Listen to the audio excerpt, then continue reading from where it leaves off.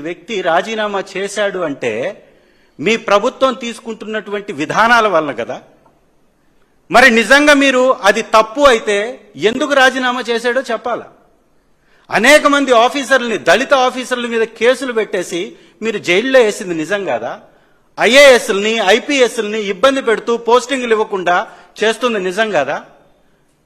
మరీ ముఖ్యంగా ఇసుక మీద మాట్లాడారు జగన్మోహన్ రెడ్డి గారు. నేను అడుగుతున్నాను, ఈ రాష్ట్రంలో ఇసుక ఉచితం అన్నారా లేదా?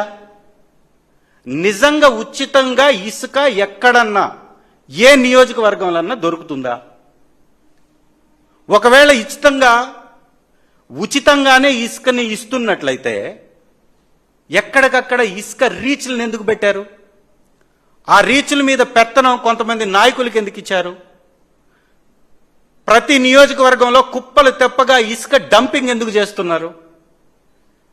ఇసుకని తీసుకొచ్చేసి బాహ్య ప్రపంచంలో అమ్మనివ్వకుండా కొంతమంది చేతుల్లో ఇసుక వ్యవస్థను మొత్తం పెట్టి, పోలీసులను అడ్డం పెట్టి, ఆ ఇసుక ఎవరైతే స్వచ్ఛందంగా అమ్ముకుంటున్నారో లేదా ఇసుక ఎవరైతే స్వచ్ఛందంగా తరలిస్తున్నారో వాళ్ళని భయపెట్టి కేసులు కట్టి బండ్లని పోలీస్ స్టేషన్లో పెట్టి, మరి పోలీసు వారు ఎందుకు కేసులు కడుతున్నారా? మరి ఇది స్కామ్ కాదా? ఇది డీజీపీలు చేస్తున్నటువంటి తప్పు కాదా? సిఐల ఆధ్వర్యంలో, పోలీస్ స్టేషన్ల ఆధ్వర్యంలో జరుగుతున్నటువంటి తప్పు కాదా?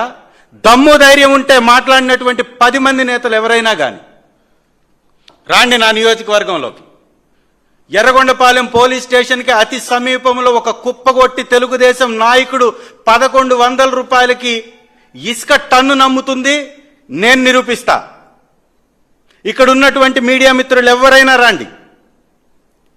మార్కాపురం నుంచి ఒంగోలు వెళ్లేటటువంటి రోడ్డుకి దాదాపు 100 టన్నుల ఇసుకని కుప్పలు పెట్టి మార్కాపురం తెలుగుదేశం ఇన్ఛార్జ్ ఆధ్వర్యంలో ఇసుక రీచ్ని పోలీసు వారిని అడ్డం పెట్టి చేస్తుంది నిజం కదా? దీని మీద దమ్ముంటే మాట్లాడండి అయ్యా. కాకమ్మ కబుర్లు చెప్తూ అసత్యాలని వల్లించడం కాదు. నక్క ఆనంద్ బాబు గారు YSR Congress party drama party అంటారు. నిజంగా సినిమా అనేది కానీ లేకపోతే మీ పార్టీయే లేదు, మీ పార్టీకి పుట్టుకే లేదు. సినిమా అనేటటువంటి ఒక సాధనం ద్వారా వచ్చినటువంటి పార్టీయే మీ పార్టీ.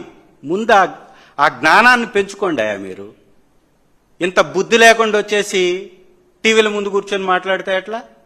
అంటే ఒక రాష్ట్రానికి సంబంధించినటువంటి పార్టీగా ఉన్నటువంటి నీ పార్టీ పేరులో దేశం ఉంది అంటే డ్రామా అక్కడే మొదలైంది. ఒక జాతీయ పార్టీని ఎదుర్కోవడానికి